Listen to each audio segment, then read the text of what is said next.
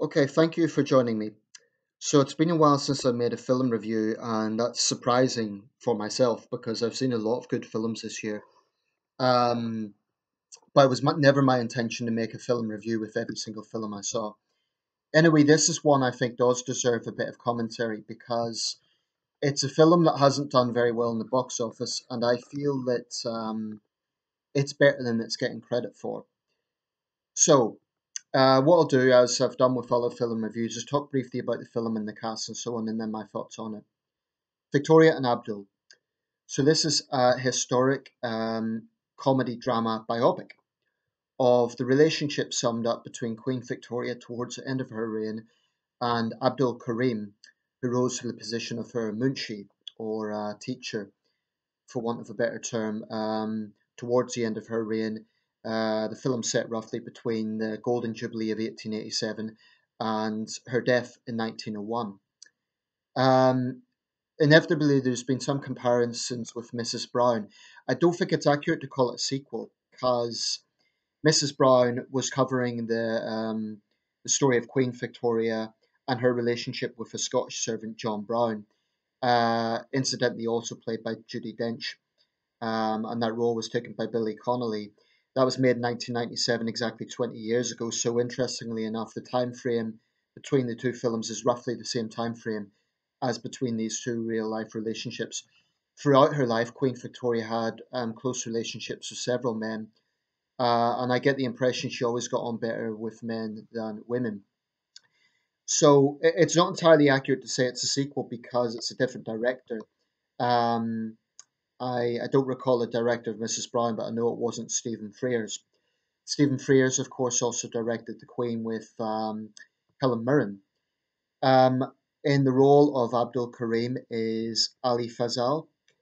Eddie Izzard plays Bertie, later to become King Edward VII, Queen Victoria's somewhat renegade son.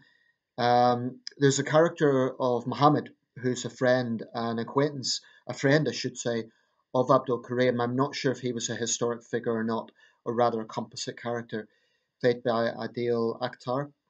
Michael Gambon played the Prime Minister, Lord Salisbury.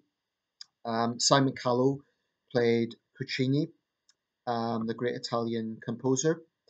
Tim Pigott Smith, in his last role, he passed away earlier this year, played Sir Henry Ponsonby, who was Queen Victoria's private secretary. Um, Olivia Williams played Baroness Churchill, who was Queen Victoria's chief lady in waiting. And I will say it was a beautiful score by, let me get this right, Thomas Newman. So basically, this film covers, it begins in Agra in India in 1887, in the year of Queen Victoria's Golden Jubilee. And it shows how Abdul Karim at that time is a low level clerk in a local prison, and he is basically brought something of an equerry to the Golden Jubilee ceremony in, believe that opening scene is set in Windsor, and his job is basically to present a Mughal coin in commemoration of the Queen. Of course, he's very nervous, but very excited at the same time. His companion, Muhammad, again, this may be a composite character, is a lot more cynical because of the weather, because he feels the British are oppressors, and so on. In fact, that's an important part of what I want to say in the commentary. Now, there's been a lot of royal films made over the past 10, 15 years, and I have to say this is perhaps the one I enjoyed the most. Um, there was, of course, the King's Speech. There was the Queen. There was a Royal Night Out. There was the Young Victoria. Um, and they're all good in their own way. But it's definitely a composite sort of theme that always seems to be popular. And part of me is tempted to think there's too many royal films made. There's too many films made about monarchs. But this one is quite a different take on it. It's certainly the first time that the subject of Queen Victoria and Abdul Karim has been covered in film, as far as I know. Um, so, like I say, directed by Stephen Frears. I have to say there were some scenes were very, very funny, funnier than I expected. Other scenes were quite moving and quite dramatic. It is a comedy drama, and it really does get elements of both. Now, I want to address the criticism because honestly, this film has not had a particularly easy ride with the critics. Basically, it's been slammed. And the main point of critique is that it glosses over British Imperial rule. Of course, the Victorian period was the zenith of British power. Um, this is a British, well, joint British American film, and the distributor, I should say, Focus Features, production companies, BBC Films, Perfect World Pictures, and Working Title Films. Produced by Tim Bevan, Eric Fellner, Beeban Kidron, and Tracy Seward. Um, I really think the criticism is unfair, and I wonder how many of the critics have actually watched the film. Their contention is that the film glosses over the negative side of the British Empire. Throughout the film, there is clear references to resentment towards British rule, especially from the character of Muhammad. And there's one scene, incidentally, I should say, there's spoilers in this review. There's one scene where he's dying because of the weather in Britain. And he's feeling very resentful. He feels his younger friend is being very naive. He basically really, really dislikes the British and feels very resentful towards British rule. And he's basically dying, presumably, of um,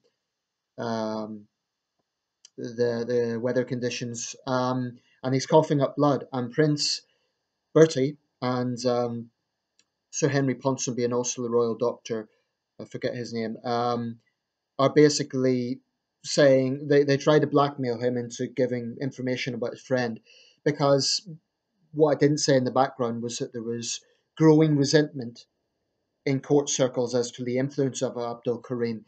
So that in itself, if anything, shows a profound snobbery and racism of the British at that time.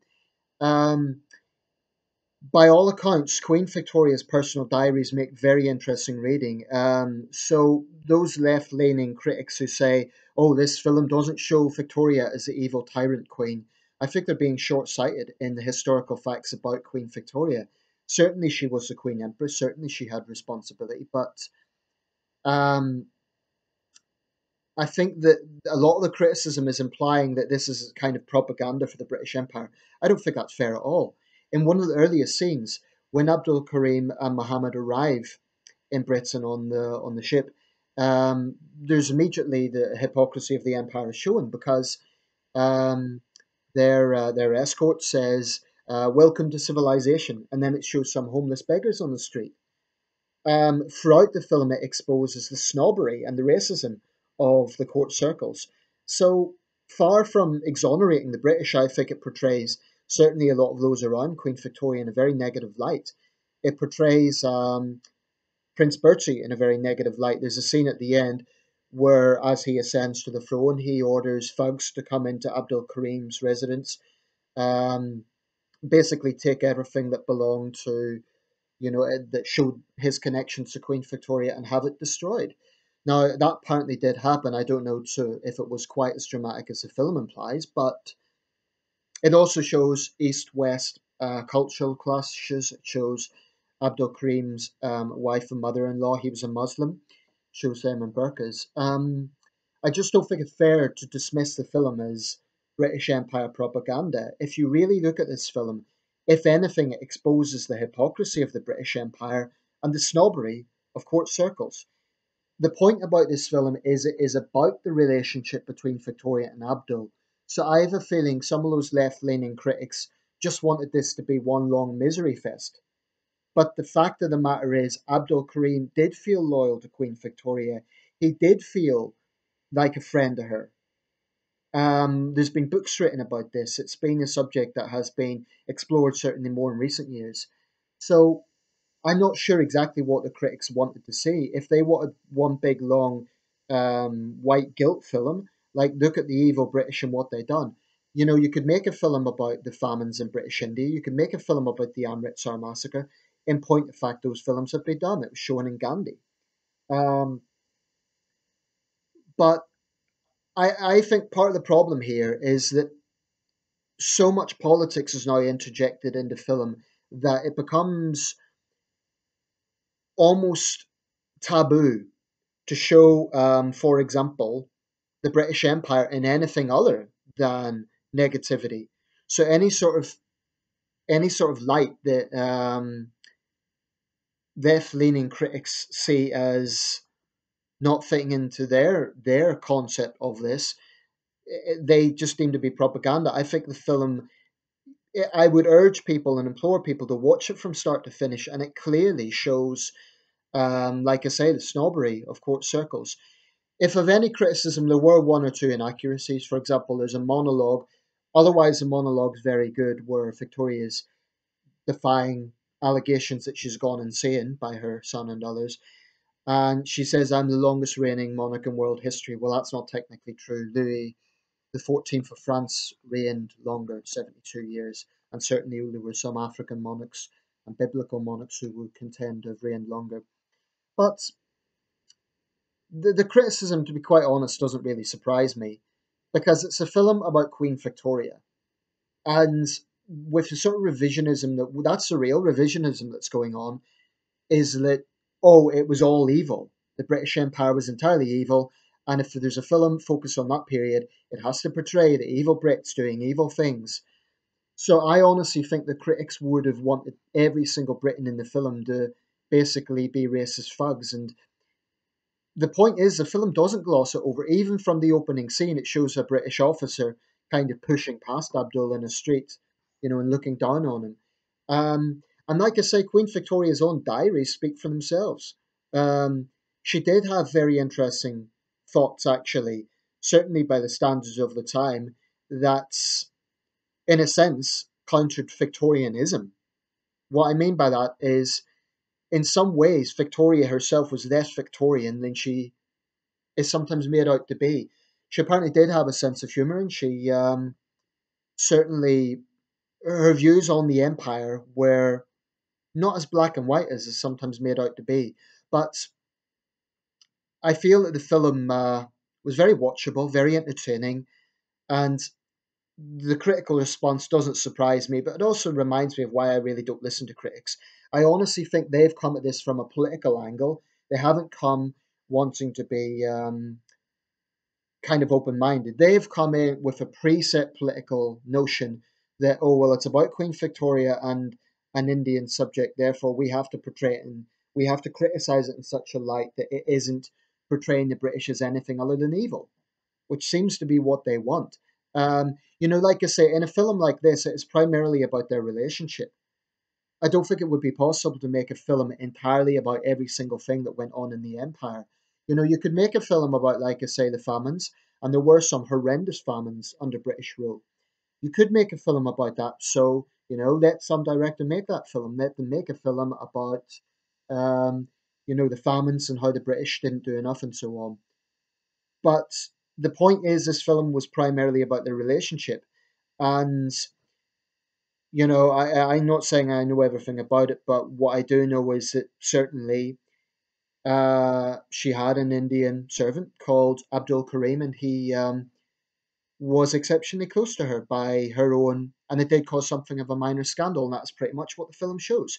So I am defending the film. I think the criticism is short sighted and unfair because, summed up, the criticism is saying it's British Empire propaganda. If that was the case, they would not have shown Prince Bertie, the future king, the future emperor of India, as being basically a racist bigot who orders that Abdul Karim's whole property is and all his connections with the Queen is destroyed. If the film was glossing over history, it wouldn't have shown the snobbery of court circles. It wouldn't have shown any of that. So I just think the criticism is short sighted. And like I said, I just don't think it would be possible to make a film about the entire scope of things that were going on in India. The relationship between Victoria and Abdul was primarily in the United Kingdom, not within India. So I think it would have been too long to make a film about the famines and so on. I don't think it's the same as saying those things didn't happen. It's simply depicting what the situation was between Victoria and Abdul Karim. And far from, critics said that Ali Fazal didn't get three dimensional. He didn't. I would dispute that. I think there were scenes he really did show emotions, and there really was. I haven't heard of the guy before, but I think he was very good in the role. I think Eddie Izzard was good as Prince Bertie, and Judi Dench was exemplary as Queen Victoria. Incidentally, it didn't even show Victoria in an entirely flattering light. In fact, if anything, it showed her as a grumpy, ungrateful old sow. But you know, it's. I honestly think the criticism is more politically driven than driven purely by the art and the filmography perspective. Personally, I think the filmography was very good. I think the the costumes, the landscapes, etc., all that sort of stuff. I think it was very well done. So, and incidentally, the film was um, put a mark of respect to Tim Pickett Smith in its credits, who passed away this year. So we'll leave it there. If you've seen the film, let me know your thoughts. But I just think The Guardian is predictable. I mean, so is The Independent. What do you expect from them?